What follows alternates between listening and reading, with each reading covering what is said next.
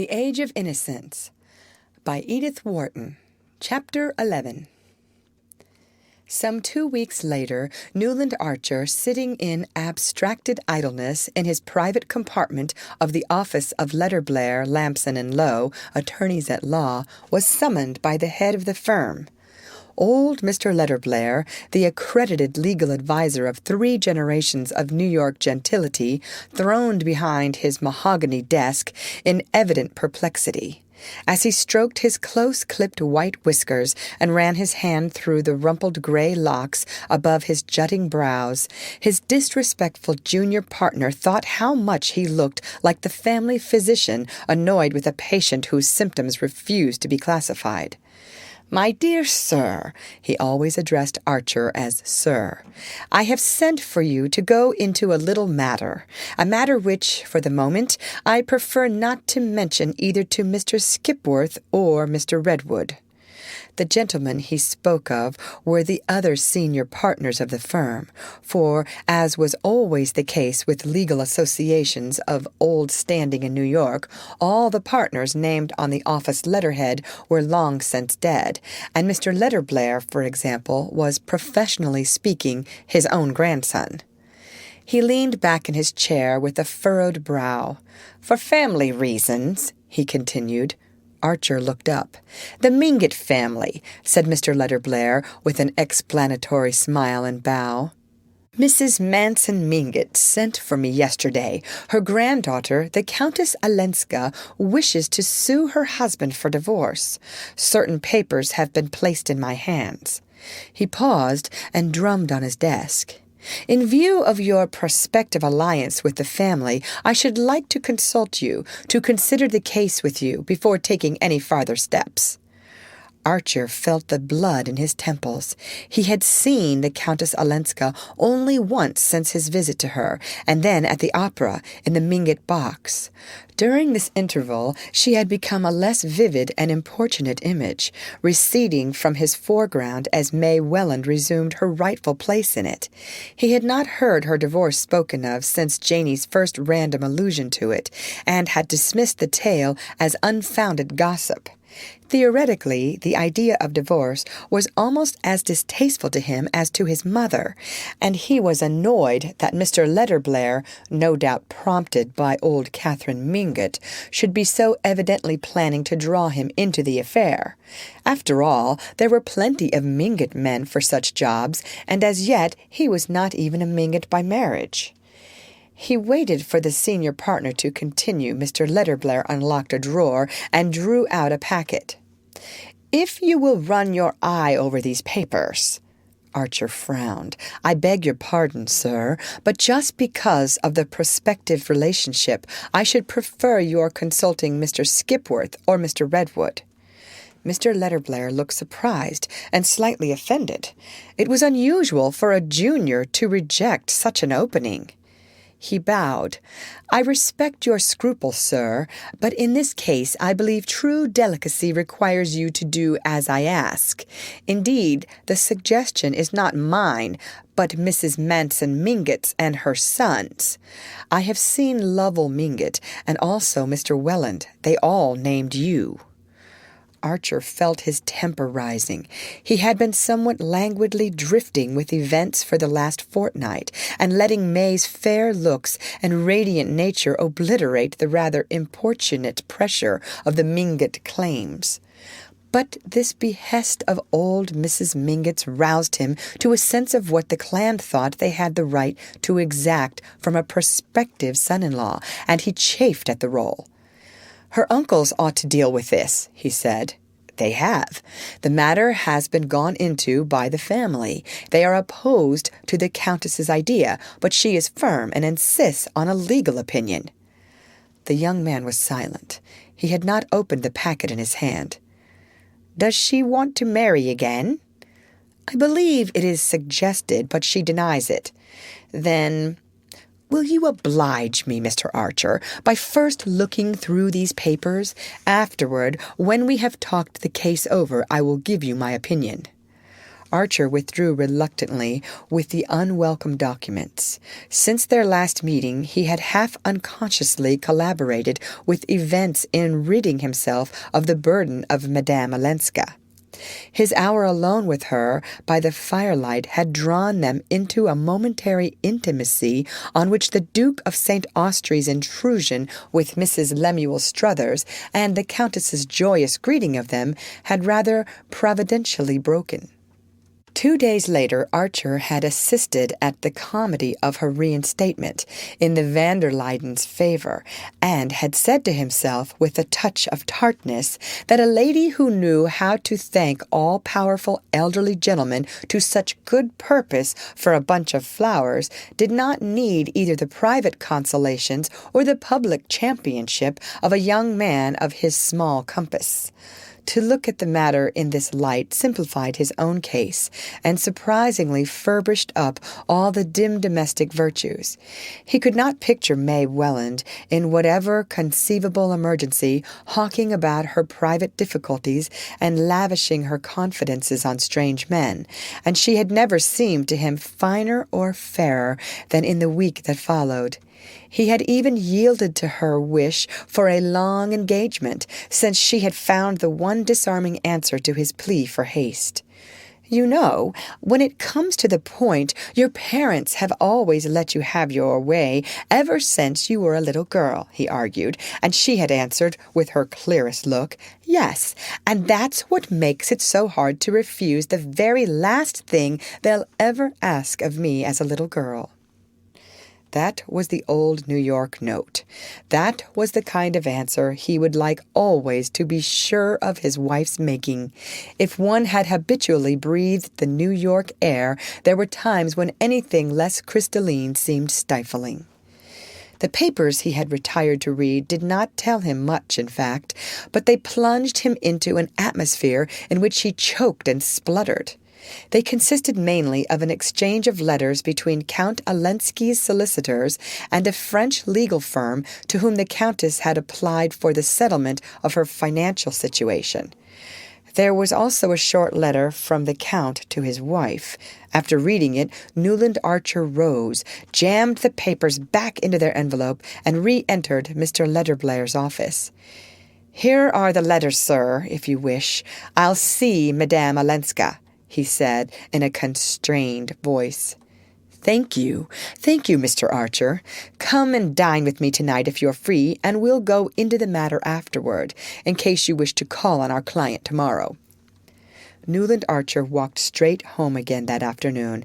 It was a winter evening of transparent clearness, with an innocent young moon above the housetops, and he wanted to fill his soul's lungs with the pure radiance, and not exchange a word with anyone till he and Mr. Letterblair were closeted together after dinner. It was impossible to decide otherwise than he had done. He must see Madame Olenska himself rather than let her secrets be bared to other eyes. A great wave of compassion had swept away his indifference and impatience. She stood before him as an exposed and pitiful figure, to be saved at all costs from farther wounding herself in her mad plunges against fate. He remembered what she had told him of Mrs. Welland's request to be spared whatever was unpleasant in her history, and winced at the thought that it was perhaps this attitude of mind which kept the New York air so pure. Are we only Pharisees after all, he wondered, puzzled by the effort to reconcile his instinctive disgust at human vileness with his equally instinctive pity for human frailty. For the first time he perceived how elementary his own principles had always been. He passed for a young man who had not been afraid of risks, and he knew that his secret love affair with poor, silly Mrs. Thorley Rushworth had not been too secret to invest him with a becoming air of adventure. But Mrs. Rushworth was that kind of woman, foolish, vain, clandestine by nature, and far more attracted by the secrecy and peril of the affair than by such charms and qualities as he possessed. When the fact dawned on him, it nearly broke his heart, but now it seemed the redeeming feature of the case. The affair, in short, had been of the kind that most of the young men of his age had been through, and emerged from with calm consciences and an undisturbed belief in the abysmal distinction between the women one loved and respected and those one enjoyed and pitied. In this view, they were sedulously abetted by their mothers, aunts, and other elderly female relatives, who all shared Mrs. Archer's belief that when such things happened, it was undoubtedly foolish of the man, but somehow always criminal of the woman. All the elderly ladies whom Archer knew regarded any woman who loved imprudently as necessarily unscrupulous and designing, and mere simple-minded man as powerless in her clutches. The only thing to do was to persuade him as early as possible to marry a nice girl, and then trust to her to look after him. In the complicated old European communities, Archer began to guess love problems might be less simple and less easily classified.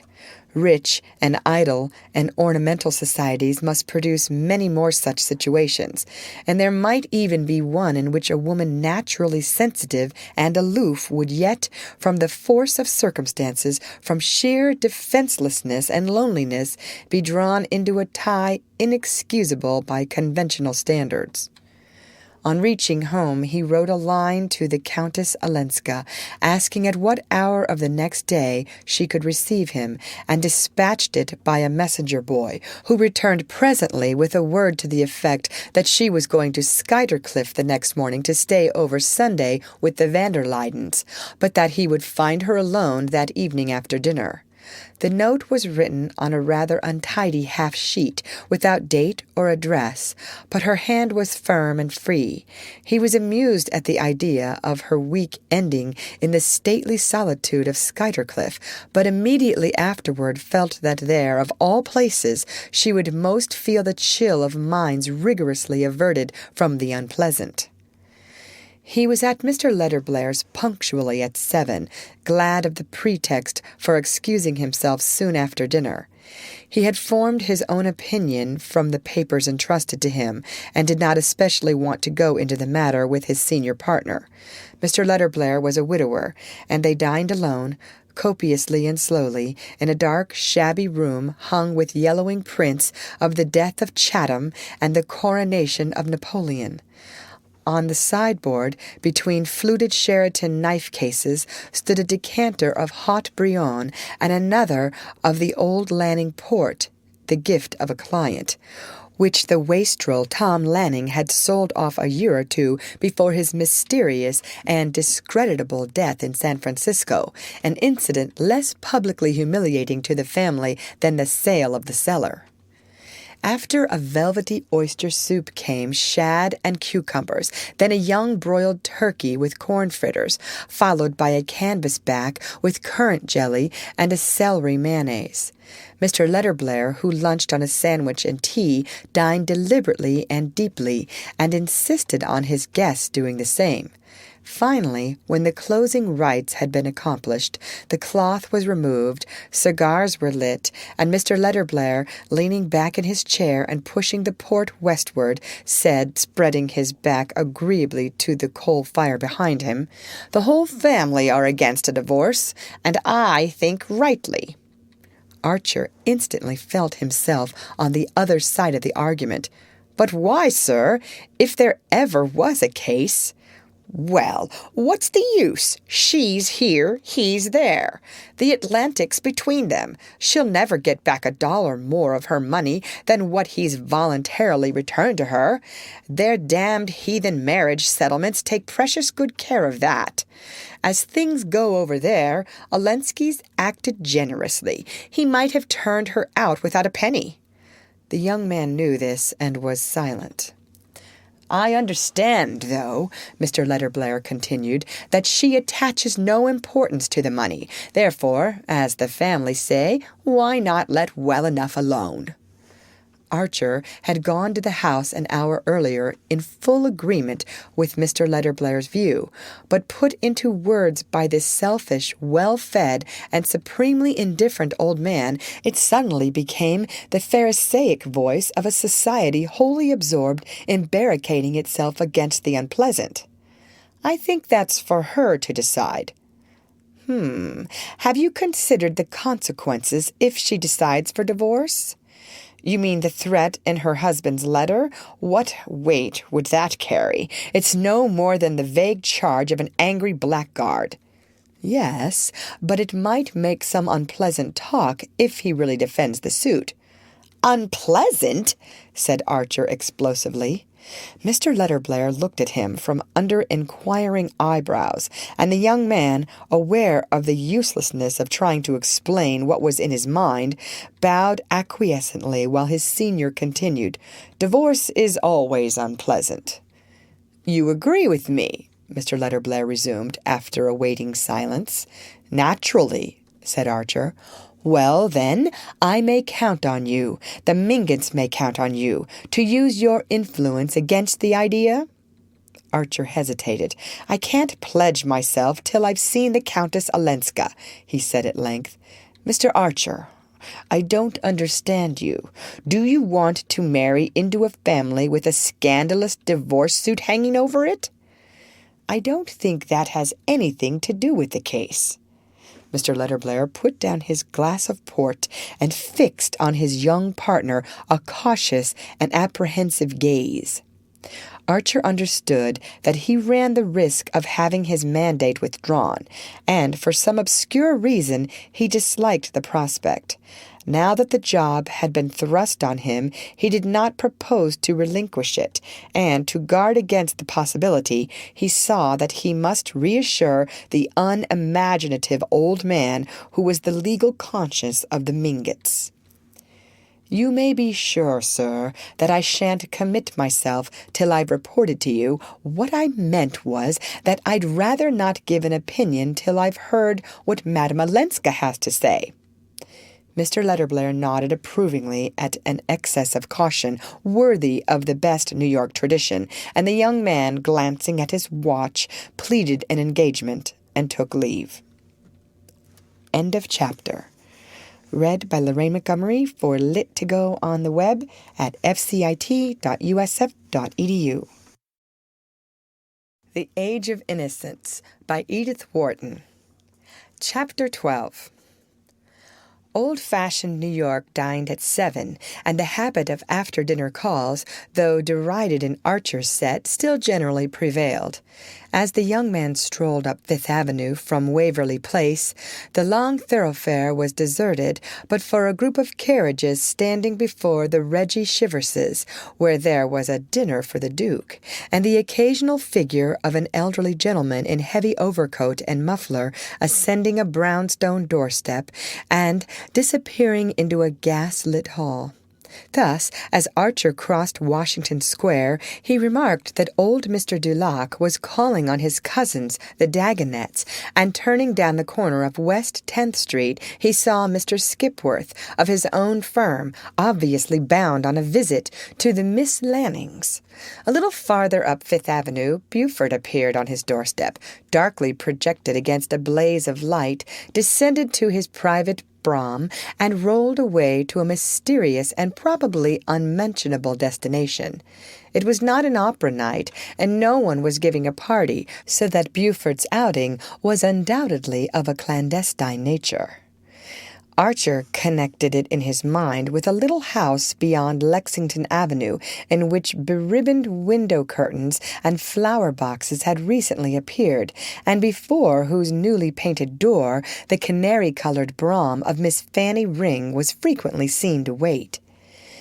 Beyond the small and slippery pyramid which composed Mrs. Archer's world lay the almost unmapped quarter inhabited by artists, musicians, and people who wrote.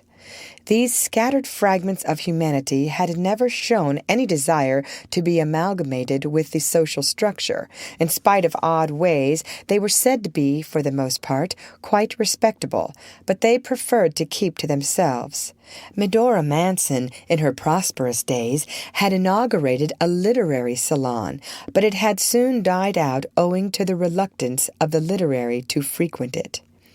Others had made the same attempt, and there was a household of Blenkers, an intense and voluble mother, and 3 blousy daughters, who imitated her, where one met Edwin Booth and Patty and William Winter, and the new Shakespearean actor George Rignold, and some of the magazine editors and musical and literary critics. Mrs. Archer and her group felt a certain timidity concerning these persons. They were odd, they were uncertain, they had things one didn't know about in the background of their lives and minds.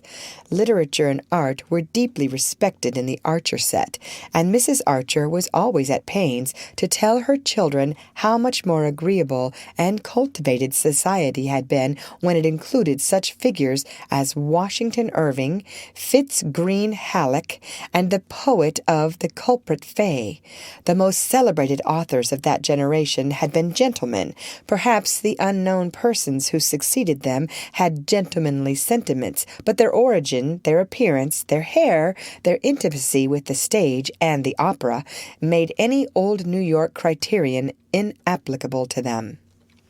"When I was a girl," Mrs. Archer used to say, "we knew everybody between the Battery and Canal Street, and only the people one knew had carriages. It was perfectly easy to place anyone then. Now one can't tell, and I prefer not to try." Only old Catherine Mingott, with her absence of moral prejudices and almost parvenu indifference to the subtler distinctions, might have bridged the abyss, but she had never opened a book or looked at a picture, and cared for music only because it reminded her of gala nights at the Italians, in the days of her triumph at the Tuileries. Possibly Buford, who was her match in daring, would have succeeded in bringing about a fusion, but his grand house and silk-stockinged footmen were an obstacle to informal sociability. Moreover, he was as illiterate as old Mrs. Mingott, and considered fellows who wrote as the mere paid purveyors of rich men's pleasures, and no one rich enough to influence his opinion had ever questioned it. Newland Archer had been aware of these things ever since he could remember, and had accepted them as part of the structure of his universe. He knew that there were societies where painters and poets and novelists and men of science and even great actors were as sought after as dukes.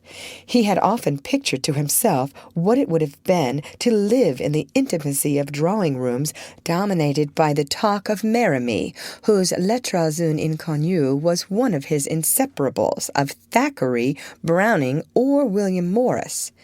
But such things were inconceivable in New York and unsettling to think of. Archer knew most of the fellows who wrote, the musicians and the painters. He met them at the Century or at the little